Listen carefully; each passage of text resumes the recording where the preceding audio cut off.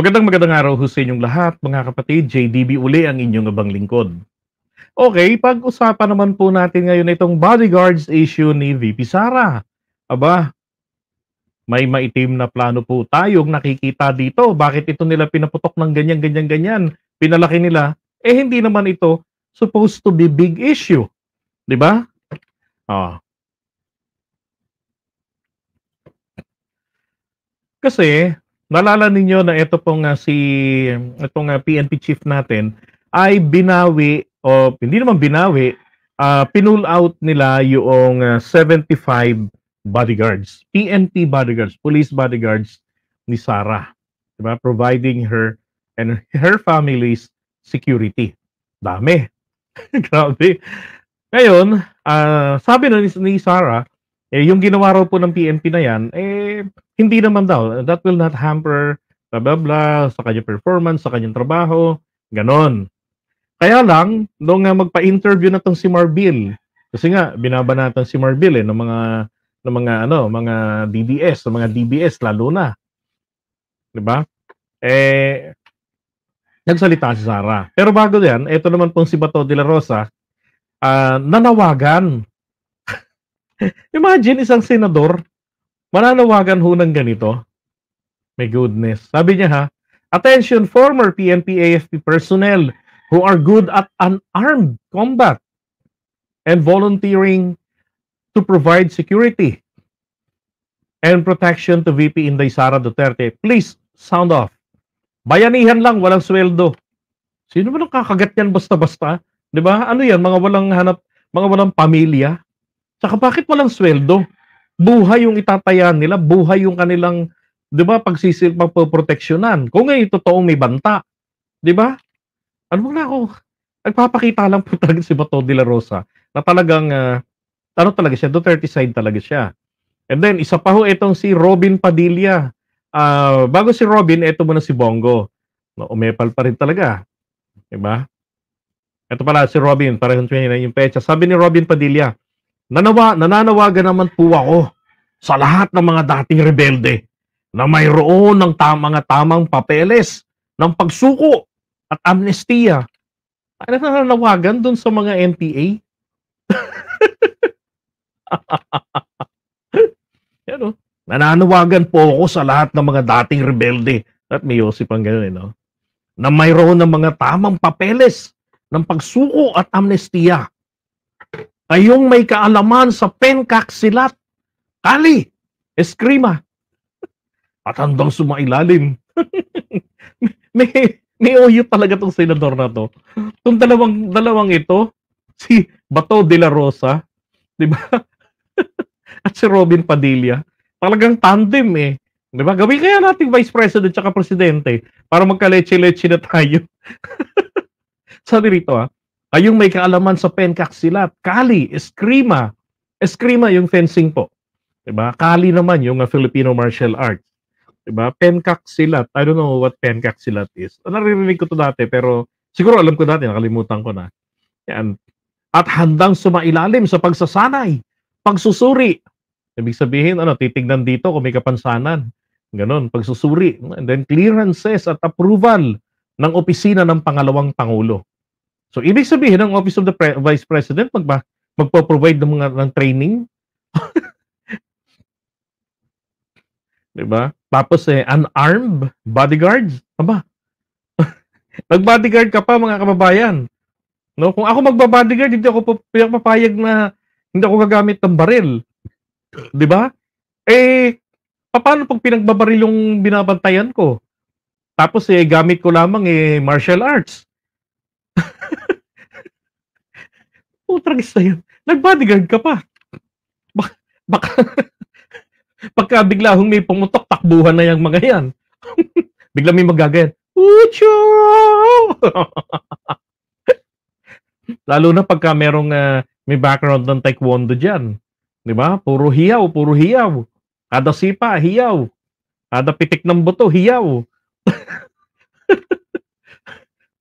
Sabi niya, isang karangalan para sa mga nagbalik loob na makapagsilbi ng voluntaryo ay pangalawang Pangulo Inday Sara Duterte. Bakit hindi mo pangunahan? Total, dalawa naman kayong siraulo.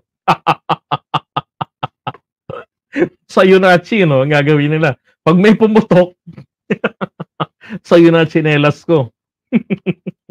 Ngayon naman, ho, eto naman pong si Bongo, umeps din ngayong araw na to. Sabi ni Bongo ay ito. Bongo reveals being stripped of security detail. Yan. So siya rin naman daw po, sabi niya, hindi siya nag-iisa dahil unang-una ako rin po ay natanggalan ng security. Mas nauna pa ako sa kanya. Siguro mga 3 weeks ago pa ito, 'di ba? So ibig sabihin po mga kababayan, aware po sila na ang PNP ay nagbabawas ng mga pulis na ginawang bodyguards. Kailan po nagsimula ang bagay na 'to? 'Di ba? Bakit nga naman pulis ang gagawing bodyguards? Oh. Hindi tama 'yun eh. Kasi ang mga pulis po, ang trabaho nila, 'di ba? Protektahan ang mga mamamayan, ang mga ari-arian. Tapos may makikita kang mga pulis na naka-bodyguard sa mga politiko. Mabuti sana kung yung mga magba-bodyguard ng mga pulis, mga retirado na, okay na 'yun. Pero kung yung mga nasa active duty, alam niyo sa totoo lang, di ako pabor doon.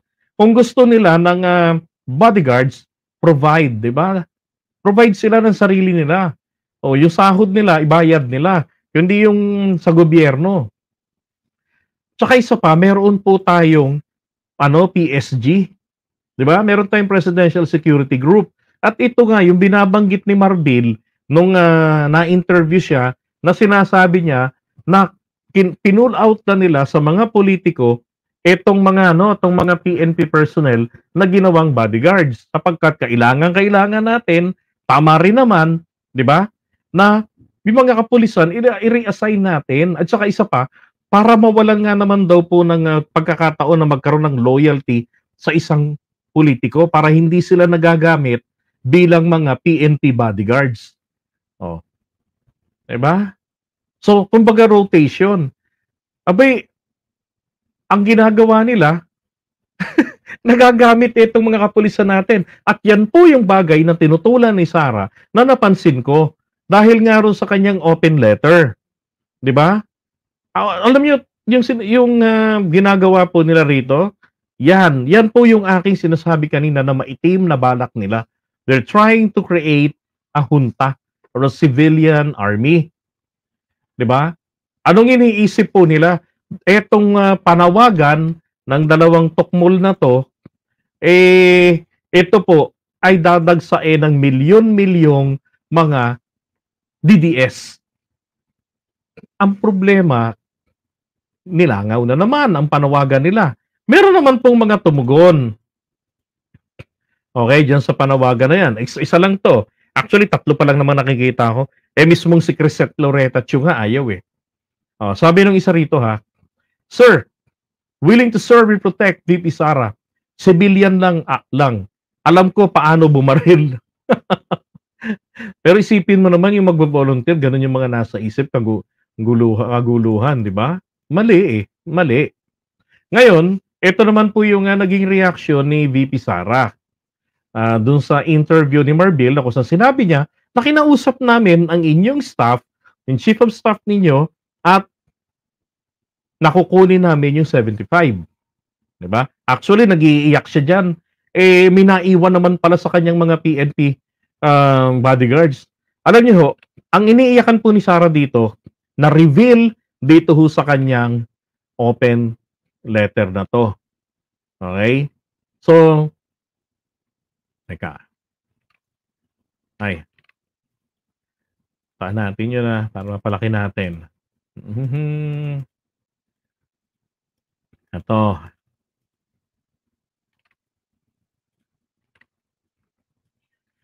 So, naglabas siya ngayon ng open letter. Pansinin niyo to. Ang bastos ng dating, di ba? Walang pagrespeto sa ating PNP chief. Anong tawag niya? Romel. Alam niyo, I have no issues about using the first name. I'm used to it. Lalo na yung mga nasa Western countries. like America, 'di ba? It's all right to be addressed using your first name, but not in the Philippine setting. 'Di ba? We used to have salutation, right?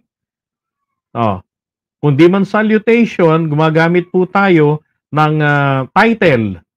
'Di ba? PNP chief, blah blah blah. Dapat may ganun ito. Ano kagay lang? Romel. Yan. Talagang may topak talaga to si Sara. Noong lumabas ang issue ng pagbabawas ng aking security personnel, nagbigay agad ako ng pahayag na hindi ito makakaapekto sa aking trabaho. Tama naman yun. Sinabi niya yan. Bilang ikalawang Pangulo ng Pilipinas, agad ko sana na matapos na ang usaping ito. Dahil hindi hamak na napakaraming mga suliranin ng ating bansa na higit na mahalaga kaysa sa aking proteksyon. Yun naman pala eh. Yun naman pala eh. Di ba yun naman pala? Bakit ka nagngangaw-ngaw? What's your problem? Ito pa, subalit tila nakakatatlong interview ka na patungkol sa akin. Ay, nainggit? Sa isang banda, naiintindihan kita sapagkat natural lang sa mga nagsisinungaling. Nako, General Marbil, sinungaling ka raw, sabi ni Inday, na magkaroon ng sari-saring kwento at dahilan. Pero hindi ko na maatim ang tuloy-tuloy na panlilinlang sa aking mga kababayan. Nako, ano kaya yun? Uulitin ko, wala akong problema sa pagbawi sa mga PNP personnel bilang security team ng Office of the Vice President. Kaya kong magtrabaho ng walang security. Yun naman pala eh, patunayan mo. As in zero ha? Ito, challenge ko to kay VP Sara. Kung totoo yan, kung totoong kaya niya yan, isurrender mo nga, pati yung PSG mo.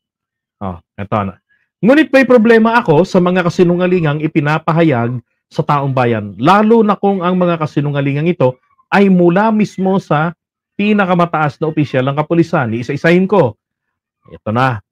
Ang Vice Presidential Protection Division or VVPD na isinailalim sa PSPG ayon sa utos ng NAPOLCOM ay sadyang ginawa para hindi pakialaman ng mga tulad mo ang security ko at ng mga susunod na Vice Presidente ng bansa. Malinaw ito sa mga dokumento ng NAPOLCOM at PNP. Okay? So, PSPG. Okay? Anong PSPG? Ano ba ibig sabihin ng PSPG na yan? So, binuo po ng NAPOLCOM. So, kumbaga, ang PNP natin ay nagpo-provide rin ng tawag dito, ng security group para sa kanya. Iba naman kasi ito sa PSG. Yung Presidential Security Group. Okay.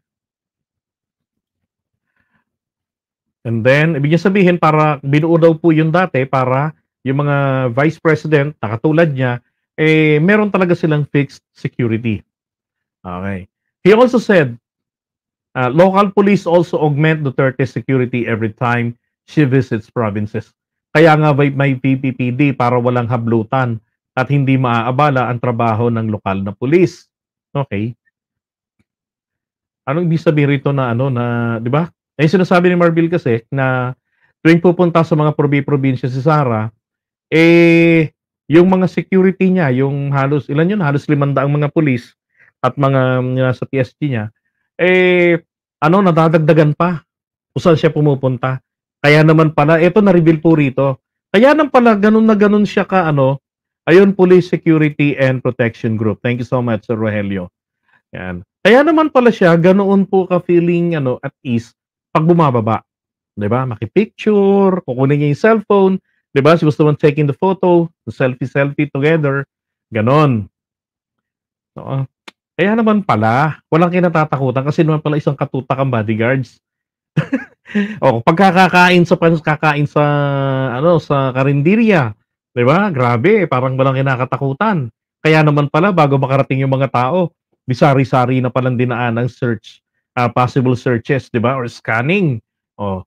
At matatakot ang gagawa ng masama dahil hindi sila makakalabas ng buhay.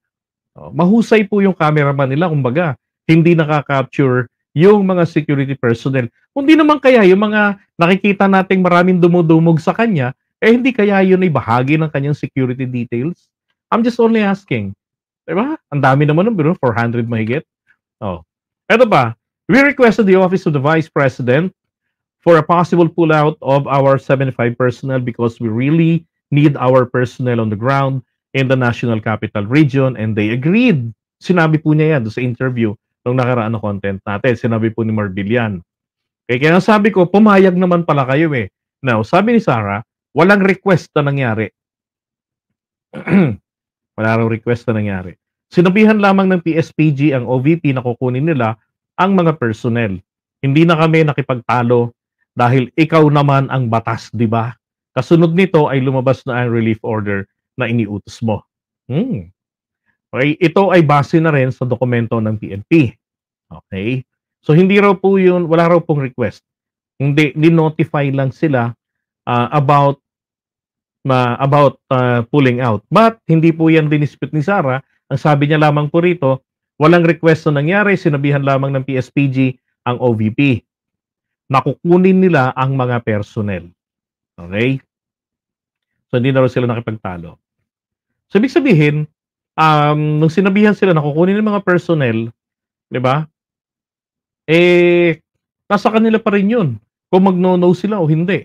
Kung papayag sila o hindi. Kaya nga sila nino-notify, di ba? Para kung kailanganin, mag-react sila. Okay, kaso hindi na raw sila nakipagtalo. So alam naman po niya. Alam naman po niya. And for sure, si Bongo, nagsabi rin sa kanila yan na, ay nako, ang PNP naghuhugot ng mga tao. Di ba? Correct. PNP for peace and order, not for Sarah. Or for not for particular politician. Lalo kami krong-krong. Okay, number 4. We don't see any threat against the Vice President. So we need to reduce the people. If they want more, then we will add if they request it. Okay. So wala naman, sabi ni Marbil, wala naman kami nakikita. Totoo naman sinabi, wala kami nakikitang anumang threat sa ating Vice Presidente. Ang problema ho, pinalagan ito ni VP Sara. Okay? Bakit po niya pinalagan ito? Sabi niya ho kasi diyan, hindi ba't mayroong malisyosong nagpapalabas ng video footage noong ako'y nasa NAIA? Kuha sa isang lugar kung saan pawang mga empleyado lamang ng paliparan at piling mga tao ang maaaring nandoon. Hindi na baling ako, ngunit nakuha at naisapubliko rin sa naturang video ang aking asawa at mga minor de edad na anak na naging isang malaking banta sa kanilang seguridad. Ha? Paano yun? Ikaw mismo dinidisplay mo rin naman publicly yung mga anak mo. Yung asawa mo. Di ba kilala rin naman ng publiko ang asawa mo? Paano magiging banta yun? Di ba? Kalukuhan ito. Tsaka ito lang ang tanong ko nga dyan. Meron bang naibalita na may nagtangka sa buhay na kahit nakasambahay nila? Wala akong matandaan. Ito po ay kanyang interpretation lamang na meron. 'Di ba? O kanyang pag-iinarte lang sapagkat ito yung nakikita ko rito. Bakit nananawagan? Bakit niya to ginawang issue? 'Di ba? Kung ayaw niya itong mas lumaki pa, hindi na lang yung si Marbil na magpaliwanag. And after all, ito naman yung bumawi. 'Di ba? Nagsalita na sila. O tapos ito naman binanatan si Marbil ng mga vloggers nila, so nag-explain yung mama. Ngayon, pumutak naman si Sarah. Bakit sila pumutak? Si Sarah pumutak pagkatapos na manawagan ng mga volunteers etong dalawang siraulong senador natin. Diba? Ang purpose kasi nito, baka sakali makapag-ipon sila ng mga bagong maghahasik ng gulo. For example, in Mindanao. Diba? Ibalik na naman nila sa kaguluhan ng Mindanao. Papayag pa ba ang mga taga-BARM? Papayag pa ba ang mga kababayan natin dyan? Diba? Nasa tagal ng panahon. Yung rebellion dyan that hampered the developments supposedly for them. Dahil po sa pag-aaway-away ng mga bilyonaryong tao sa Mindanao, 'di ba? At nagpapagamit sa Malaysia laban po sa interes ng bansa natin to protect Sabah na hindi nila sinusole sa Sultanato ng Sulu. 'Di ba? Kaya po kawawa ang Sabah sa mga nagpayaman na mga politiko diyan at mga nagpauto like nito ni Nur Miswari at ng MILF at saka ng Abu Suyaf. 'Di ba? At yung mga bagong grupo pang nagsulputan like the BIFF. Miswari revealed that. Inamin niya yan na Malaysian supporters nila financially, lahat-lahat. So, yung kanilang nire-request po rito, imagine may mga pa-training pa kayo. 'Di ba? Anong plano niyong gawin? Kapagka nagkaroon ng gulo, for example po, inaresto na si Digong, ito yung binabanta nila that there will be a civil war. 'Di ba? So ito ho mga volunteers nila, trained by the OVP, Robin Padilla, Bato de la Rosa, screened, 'di ba? And cleared and approved by the OVP. Anong gagawin ninyo? Ito po ang mga taong to ang papatay sa kapwa Pilipino na sumusuporta sa pag-aresto kay Duterte. 'Di ba? Sila rin yung mga nagbanta noon na magkakaroon ng civil war. So, paninindigan nila. Why? Because what in their minds, iniisip nila marahil kung ano ang tatay. Ito na sinasabi nila eh. Kung ano ang puno, hindi lalayo ang bunga. Kung ang tatay nito ay nakakuha ng mob noong 1986, napaalis kung sana lamang na umalis because of the mob. Ganun din, we need to create a mob, di ba? Para ma-pressure si PBBM na kesa naman sa dumanak ng dugo, katulad niya, magkusa na lamang siyang mag-resign o tumakas. Yan po kamakailan lamang ang sinisigaw ng mga gagong yan nung mga alagad nilang vloggers, sinasabi nila yan. Lalo yung mga taga kampo ng dilim, ng kulto. Sinasabi nila yan. So, alam niyo na yun kung sino-sino yung mga yon. Di ba? Sinasabi nila yan na like father, like son, hindi malalayo ang ama, ang anak sa ama. So, kung ano yung nangyari sa ama, di ba? Yung ama ay nagsakripisyo, nagpaubaya, ang anak dapat ganun din. So yung kanilang inaasahan po. Isang malaking kaguluhan na kanilang dito booking at pwede ho sila rito na balikan gamit po itong open letter ni Sara na to. At saka tong mga panawagan ito nila Robin Padilla at ni Bato de la Rosa. Kumbaga parang volunteer private army ang kanilang pinaplanong gawin diyan. Talaga bang volunteer yan? Ibig ko sabihin, kung aabot ba ng 5 buwan, 10 buwan, volunteer pa rin po, papayag-bayag mga yan. Paano yung mga pakainin nilang mga kapamilya nila? Di ba? Oh. Ito pa. Sabi niya bukod pa rito, kamakailan lang ay nagtungo rin ang mga operatiba ng PNP sa lugar kung saan ako nakatira upang mag-casing. Uy, iimbestigahan pala siya. Pilit pang inaalam kung nasaan mismo ang bahay na inuupahan ko. Bakit hindi niya to ni-raise, di ba, ni Sara, kung totoo to? Bahay kung saan rin nakatira ang aking mga anak. O hindi ito napigilan ng mga nagmamagandang loob na opisyal ng Homeowners Association, hindi ko na alam kung ano pa ang mangyayari o ano pa ang maaring mangyari. Ang tanong, bakit magkikasing? And you're the Vice President. You could have write a letter sa PNP questioning what you've discovered, right? Or pwedeng yung mga tao na yun mismo, hinoldron. Inalam ninyo, bakit kayo magkikasing? Anong purpose nito? Bakit ako ang target ninyo? You could have asked them. You're the Vice President, di ba? Pwede mong sumbong sa Presidente. Na etong mga pulis dito, kikasing ako ng mga to. Yung ginawa daw sa iyo noong 2012, gagawin din sa akin. Bakit hindi siya nagsasalita kung totoo ito? I'm not saying sinungaling si Sara, pero sinasabi ko is para yatang kulang ng konteksto ito. 'Di ba na out of nothing, biglang lilitaw na lamang ito na merong ginagawang pagkikasing sana sa iyo noong hindi natin alam kung kailan. Kamakailan lang daw eh. Kaya ka ba lumipad papuntang Germany? I'm only asking. Okay, and then next, ito pa. Sabi niya, ano ba ang ibig sabihin ng threat sa iyo? Kayo po mga kababayan, ano po bang ibig sabihin ng threat para sa iyo? Ay nako, ano ba nangyayari rito sa ating Vice President? Ito po ba ay praning? Well, ako sinasabi ko nga sa inyo, hindi ito basta-basta lamang na may nakikita ako rito kasi na mas malalim pa talagang pinaplano ho nila. Okay? No. Pero pasok nga uli si DJ La Cortera. Pa-victim? Ay, ano pala pa-victim? Okay lang yan. Focus ka lang. Yung ikaw na ngayon gumawa ng masama sa kapwa mo, ikaw pa yung galit? Uy, wala akong sinasabing may ginawang masama Si Inday, wala akong sinasabing ganon. Sige, tuloy lang. Talent yan. Kaya focus ka lang. Kapalan mo pa mukha mo, shoot ka. Mga 5 layers. Para intense. Grabe naman, pakapalan. Pag pinost ka sa mga bagay na ginawa mo na di maganda sa kapwa mo, mag-post ka rin. Huwag kang makapatago. Kunwari, inapi ka rin. Alis ka na nga muna dyan. Baka magalit sila. Kaya naman pala gumawa ng open letter para kay Romel. Nung binabasa ko, nung unang makita ko to kaya ako nagka-interest basahin, nakala ko, sinong Romel yung tinutukoy nito yun pala, si Marbil, General Marbil.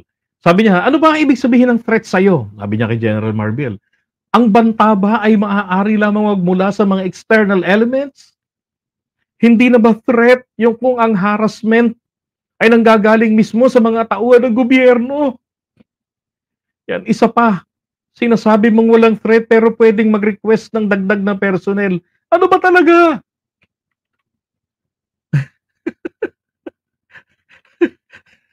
Sige na nga lang. Wag ka na mag-request kasi. Alam naman niyang walang threat. Sus Mariosep. 'Di ba? Si Duterte lang po nung panahon ng tatay niya. Galit na galit si Duterte kay Leni Robredo. Sumumpa pa itong sisiraan niya kapag kumandidato na. At ginawa niya, pinapatay ba si Leni Robredo? Nagkaroon ba ng tangkang pag-ambush dito? Wala naman ang presidente pa natin noon 'di ba? Walang bukang bibig kung hindi. Tutang ina mo. If you destroy my country, I will kill you. Utang ina, tandaan mo yan. Ganun lagi 'di ba? Yung culture of impunity, nakatanim na sa utak ng mga Pilipino pati ng kabataan. Hindi ba't meron nag-viral na bata noon na maliit? Ginagaya si Duterte, kaya lang pati mura ginagaya. Ay, sabi niya rito Ay, isa pa sinasabi mong walang threat pero pwedeng mag-request ng dagdag personnel. Ano ba talaga? Kung talagang wala kang nakikitang banta laban sa akin, bakit nagtira ka pa ng 45 na tauhan ng PNP na ikaw ang pumili? Alam niyo kung ano yung iniiyak dito ni Sara, mga kapatid? Nandito sa number 5. Sabi niya, tandaan mo, pagdating sa seguridad ng aking pamilya, ako ang makapagsasabi kung sino ang karapat-dapat. Hindi ikaw. Batas ka lang, hindi ka Diyos. Ibig sabihin may pinipili talaga si Sara. Meron talaga po siyang preference kung sino-sino yung magiging member ng security group niya. Sabi niya, the relief was for police visibility. Alam niyo, dapat gawin po ni Marbil dito, ipakita niya po, 'di ba? Saan niya inassign etong mga kapulisan. Pero wag niya sasabihin kung saang detachment, 'di ba? Wag ganoon, baka baka mag-resign. Okay, sabi niya, maganda sana ang hangarin kung totoo Ngunit kaduda-duda na ang 38-75 PNP personnel na pinili ninyong masakop ng relief order ay mga pulis na mula Mindanao at pinapalit sa National Capital Region na para bang hindi kulang ang pulis sa Mindanao. Ano yun? Parang ang layo ng logic dito ni Zara Tingnan niyo Tanungin ko lang po kayo mga kapatid. Sabi niya, kulang daw ang pulis sa Mindanao. I agree, kulang po ang kapulisan sa buong bansa, pati rin po sa Mindanao lalo na. Okay? So, ibig sabihin, kapag ang mga pulis na yan po, yung mga pinull out sa kanya, yung 38, yung 38 na yan, ng mga taga Mindanao, kapag na kay Sara po, na kay VP Sara yung mga yan, sa tingin niyo po ba, napupunuan ang kakulangan ng mga pulis? Ganun pa rin naman, di po ba? Nandun lang sila sa gilid-gilid ni Sara, bodyguards niya lang. Di ba tama? So kung kulang po ng 1 milyong pulis ang Mindanaoans, kapag yung 38 ay na kay VP Sara, kulang pa rin po sila ng 1 milyong pulis. Kapagka tinanggal yang mga yan at inilipat sa kalye for police visibility, 'di ba? Nasa mga checkpoints, 'di ba? Kulang pa rin ba ang pulis nila, ang 1,000,000 kapulisan, kulang? Kulang pa rin po. Oh, kung doon naman yan inilagay sa Mindanao, 'di ba? Yung 38 na yan, nabawasan po ng 38 yung 1,000,000 kakulangan. So sakripisyo na yun, Sarah. Kung tutuusin, 'di ba, para sa bayan, lalo Mindanao pa. Ang gusto ho niya pala sumapangin at kailangan piling-pili yung mga taga Mindanaoans, 'di ba? Ang iniiwasan nga rito yung magkaroon ng loyalty sa politiko eh. Sa kanya naman is kabaro-kabaro. Kailangan Mindanaoans. Bakit ka sa amin humihingi ng boto? Bakit ka naghihingi ng boto sa mga taga Luzon, Visayas, kung Mindanao lang pala ang preference mo, sa kanila ka lang pala nagtitiwala, o ka pupunta rito. Tsaka na lang sa Mindanao. 'Di ba? Kami na lang bibisita sa Mindanao kasi kami tiwala sa mga taga Mindanao. Ikaw pala walang tiwala sa mga taga rito. Ayaw niya ho yung mga natira sa kanya ng mga taga NCR. Ito pa, simula na maging mayor ako ng 2010, nandiyan ang issue ng kakulangan ng pulis. Yun naman pala eh. Ano nagawa mo ron? 'Di ba? Hindi mo mahabol ang pulis to population ratio mo sa pagkuha ng security ko. Tama, hindi naman talaga makukuha, pero makakabawas sa kakulangan. Ang kailangan ng PNP ay isang chief na makabago mag-isip at gagamit ng makabagong teknolohiya, drones, innovations at iba pa upang mabigyan ng solusyon ang issue ng peace and order. Ano kagagawan to? Sarah, case-to-case basis, 'di ba? Ang paggamit ng drones, ng technology. Gagamitin mo yung drones. 'Di ba ginagamit naman nga yan kay Kibuloy? Oh, ikaw na nag-suggest. Kaya kapagka eto pong si Kibuloy ay tawag dito, pag etong si Kibuloy po ay may mga drones na namang pinalipad doon, kasalanan po ni VP Sara yan. It was her suggestion. 'Di ba? I-screenshot nga natin to. Suggestion niya to eh. O dapat daw po ang chief of police ay gumagamit daw po ng technology, modern technology, drones, innovations, etc. Para mabigyan daw ng solusyon ng issue ng peace and order.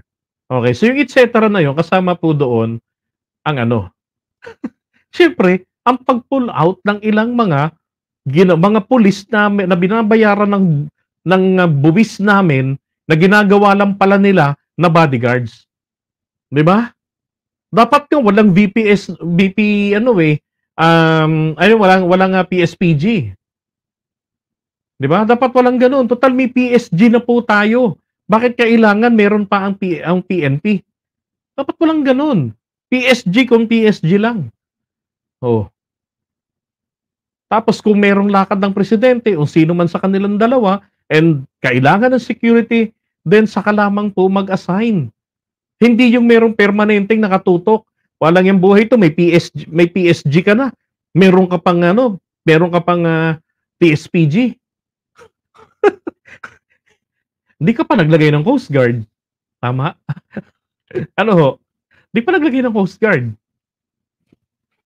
Ay, hindi nga pala pwede yun kasi baka mamaya mga anti-China yung mga yun eh.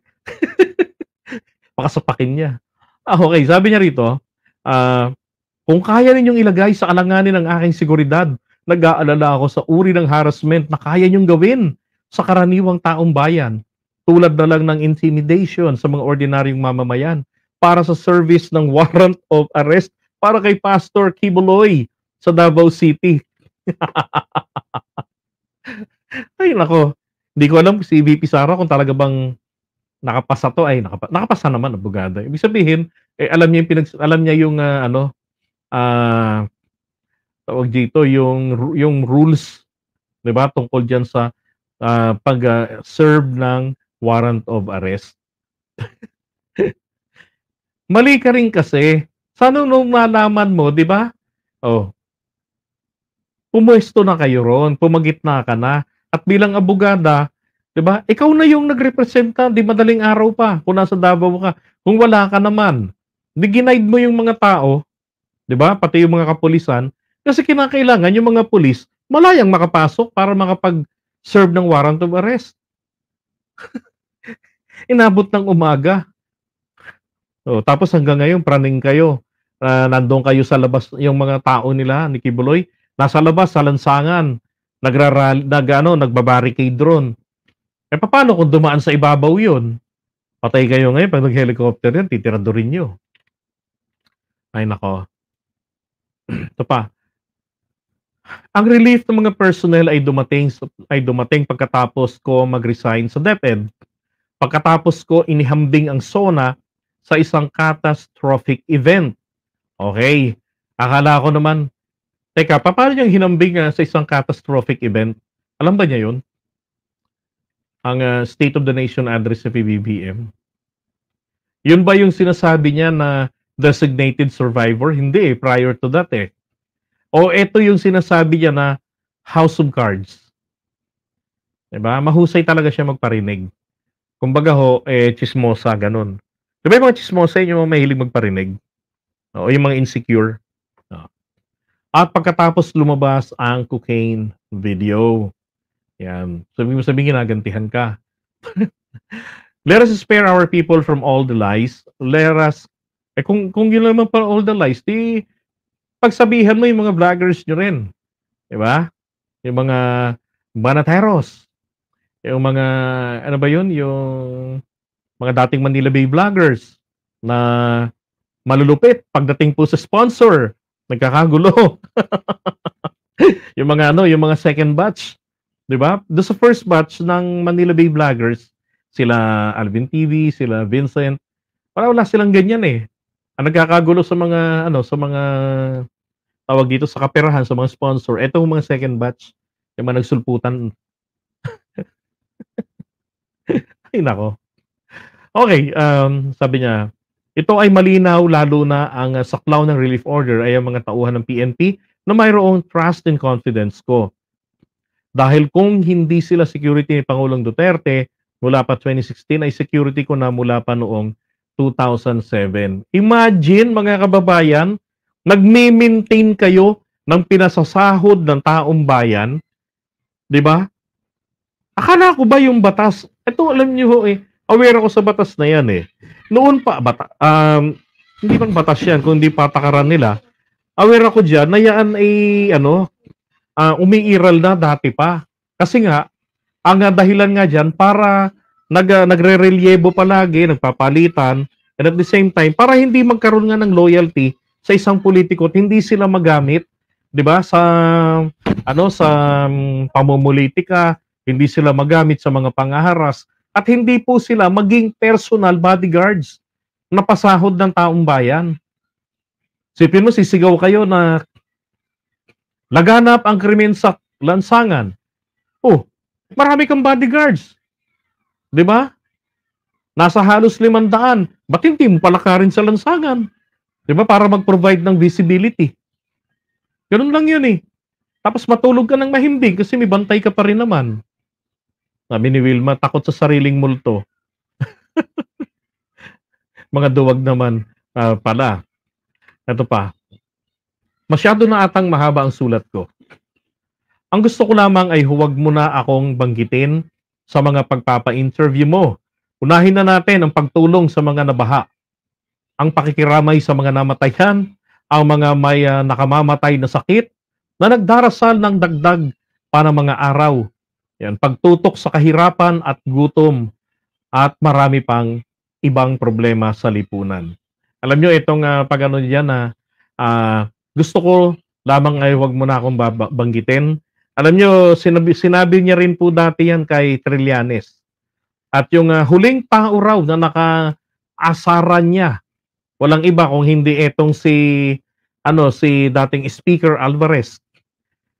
Talagang minalas at natalo nung, I don't know if it was Alvarez yung tinutukoy niya ron natalo raw ito ng naging miserable yung buhay at naging malaki yung naging losses financially ng nakaraang eleksyon. Hindi ko alam kung sino yon.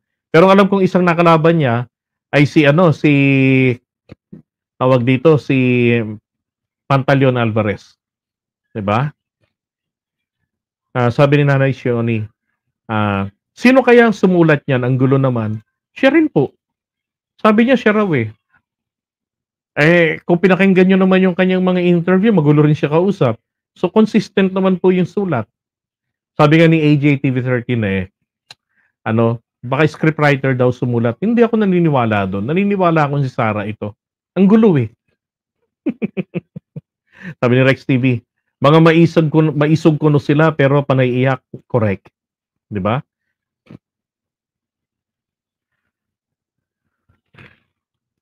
Yan. Asahan mo ang sulat sa pagbabalik ng 45 na pulis na pinili mong manatili sa akin. Dahil hanggang ngayon, talamak pa rin ang droga, krimen at nananatili ang takot ng mga Pilipino sa mga daan. Sana naman makatulong ito sa trabaho mo. At laging tandaan, para hindi magkabuhol-buhol ang kwento mo, laging magsasabi ng totoo. Yun sinabi po ni VP Sara yan So, magsasabi daw po ng totoo. Pero, teka muna. Pa-victim ka, remember? Dapat malinis ka. Yung hiyang-hiya sila sa'yo. Dahil grabe ang iyong kalinisan. Kumikinang. Magpaawa ka sa social media. Samahan mo pa ng, wala naman akong ginagawang masama.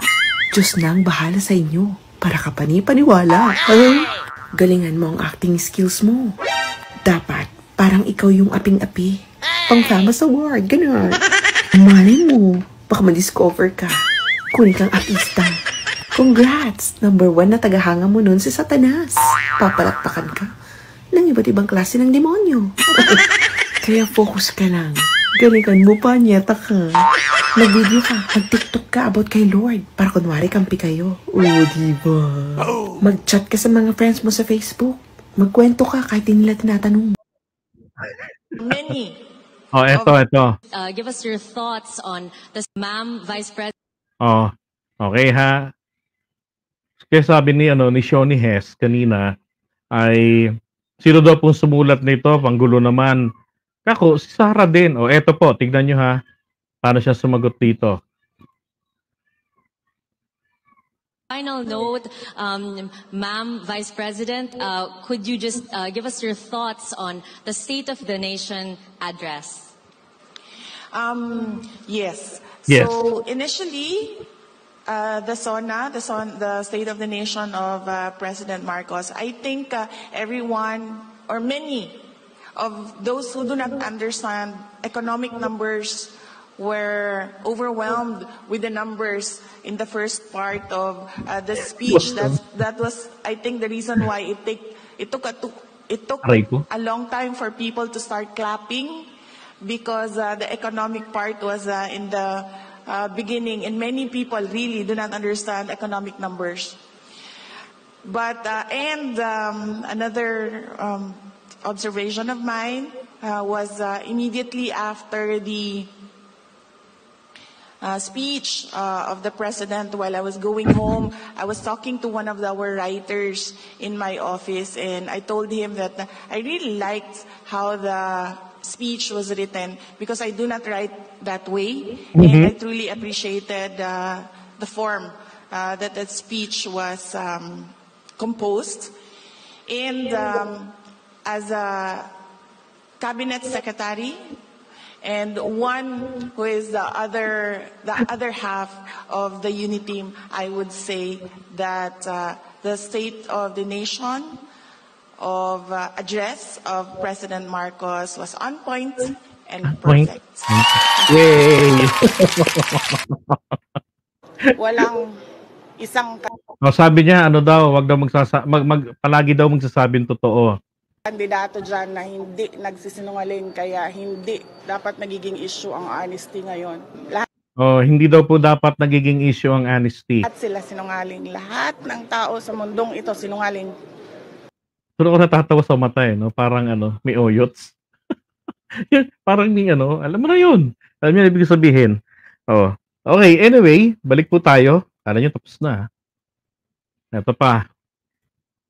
Now, noong nasa congressman po kahapon, ito po, katabi namin itong mga taga-GMA.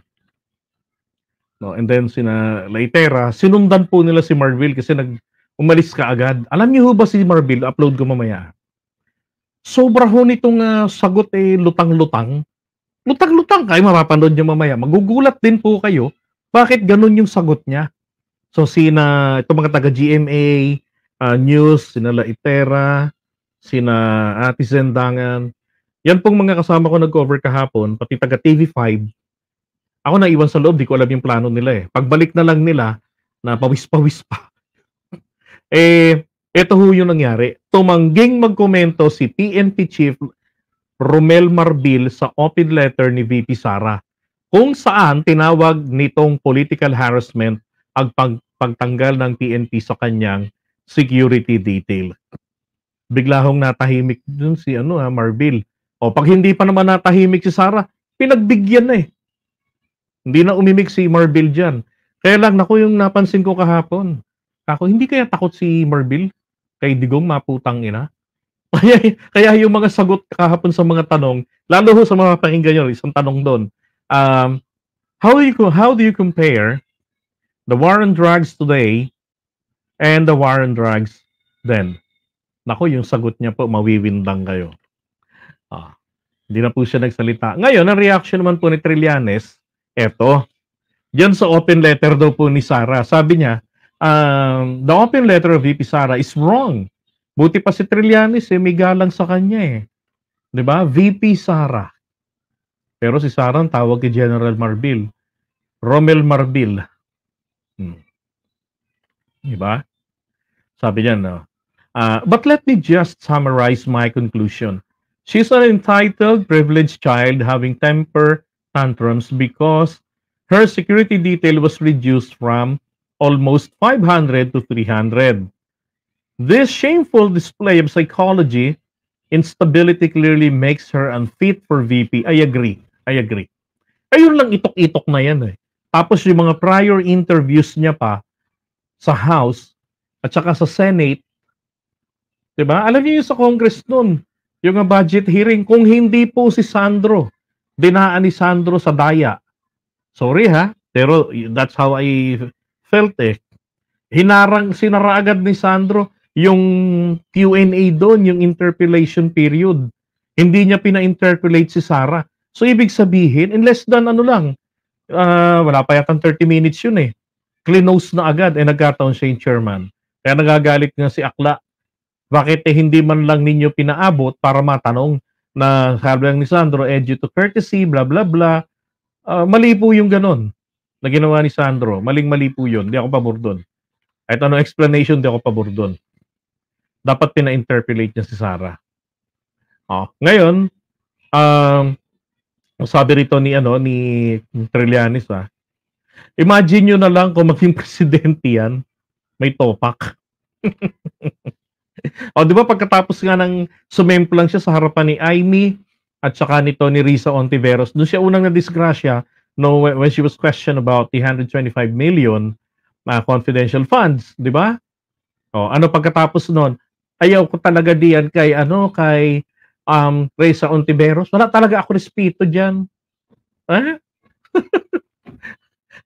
Ganon yung kanyang sagot, di ba? Wala nadali siya, abogado siya versus Risa na non-lawyer.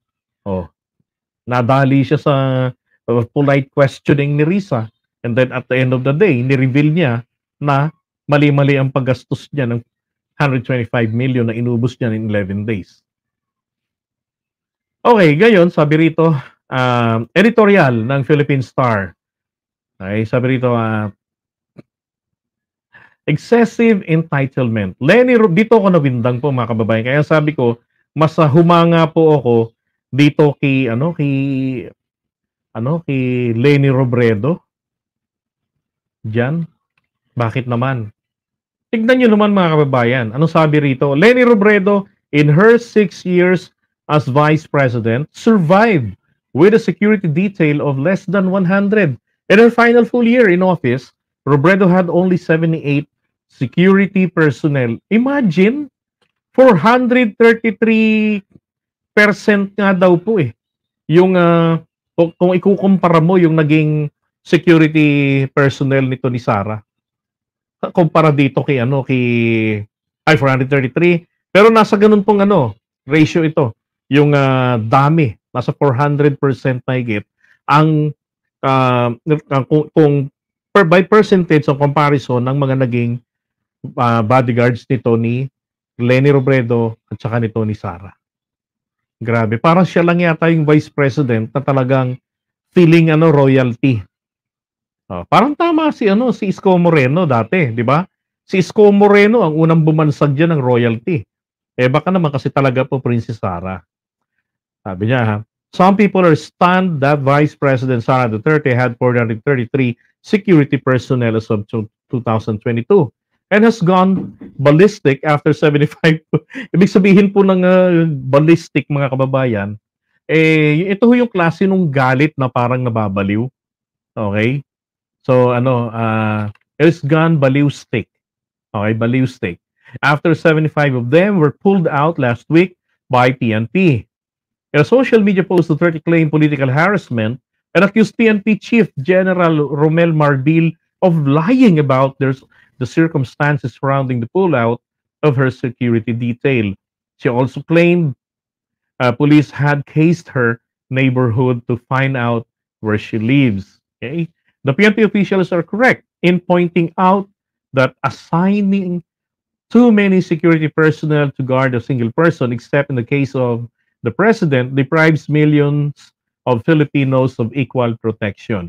As for such threats, Duterte must have felt safe enough to even name herself the designated survivor. Oo nga naman, pinangalanan mo pa ang sarili mo as the, by appointing yourself to be the designated survivor. Tapos natatakot ka.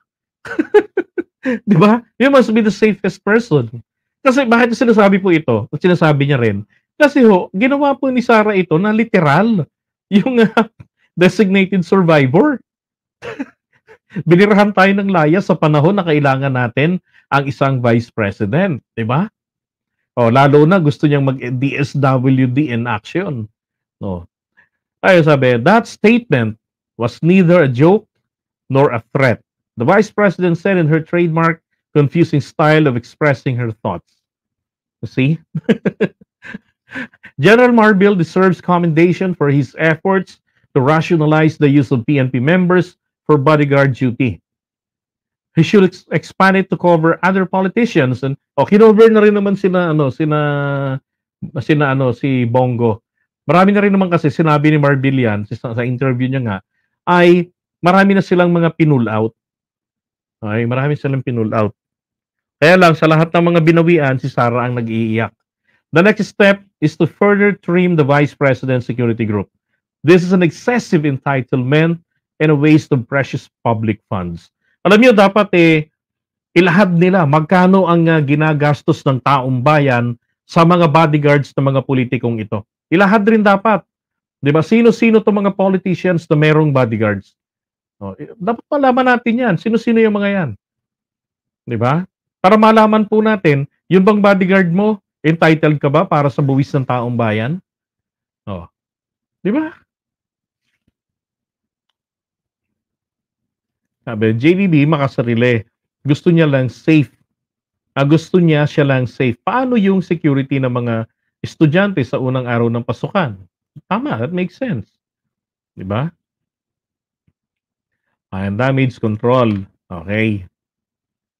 So, eto naman po ngayon. Dahil nga po sumablay yung kanilang pinaplanong magbuo-buo ng private security group for free kay Sara, na ang ending nitong ina-expect nila rito, because they've been expecting millions millions and millions of supporters ang darating sa mga lakad nila.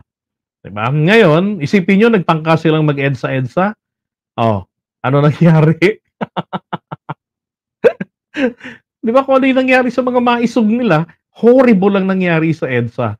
Bakit? Ilang tao lang nag-rally ron? 5. Lapan 10 vloggers pa ang iba. Sabi rito, nagpapasalamat ako kay Senator Bato de la Rosa, Bongo, Robin Padilla, mga AFP at PNP personnel. Meron ba talaga? Sa mga kababaihan at sa lahat ng ordinaryong mamamayan sa inyong pagtugon sa panawagan ni Senador Bato ng voluntaryong pagtulong para sa aking seguridad. Ramdam ko ang inyong malasakit, pagmamahal at suporta. Huwag kayong mag-alala sa akin at hindi ninyo kailangang mag-ambag ng pera para sa security ko. Ang pagtatrabaho sa pamahalaan ay pag-alay ng buhay para sa bayan. Ba't ka nag-ngaw-ngaw? Alam nating lahat ng bahagi, nating lahat na ito, bahagi ito ng serbisyo. Isa lang ang hiling ko sa inyo, ang kaligtasan ng aking pamilya. Huwag ninyong payagan ng anumang karahasan sa aking ina, asawa, at 4 na anak, personal man o sa internet. At kung sakali man, huwag ninyong palampasin ang sino mang gagawa ng kapahamakan laban sa kanila. Daghang salamat. Ay, nawala yung syukuran. July 30. Alam niyo bakit bigla naging tono ganito na? Kasi po nahalata na po ng maraming mga analyst na ano tong balak nilang gawin dito? Magtayo ng kanilang tawag dito, private armies, 'di ba?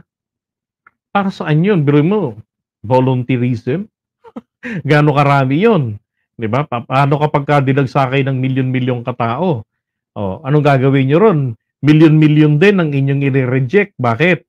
Kasi saan niyo sila ilalagay? 'Di ba? Ang problema, wala nga po talaga namang tumugon. Kaya siya na rin ang nagpasarado ng issue. 'Di ba? Pinatahimik si Marbil, wag mo na akong babanggitin sa mga interviews mo. Ano to, pagkatapos yung sumemplang, forget na lang, ganon. 'Di ba? Baon na lang sa limot. Anyway, isang magandang punto lang po rito, sumemplang sila.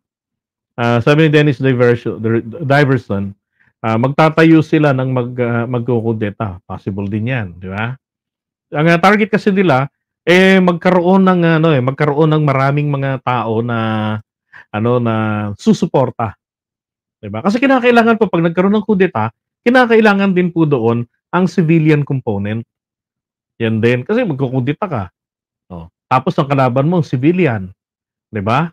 Ano kukudetahin mo? Yung nasa pwesto, suportado ng mga civilian. Kinakailangan po, pareho po yan magkasabay.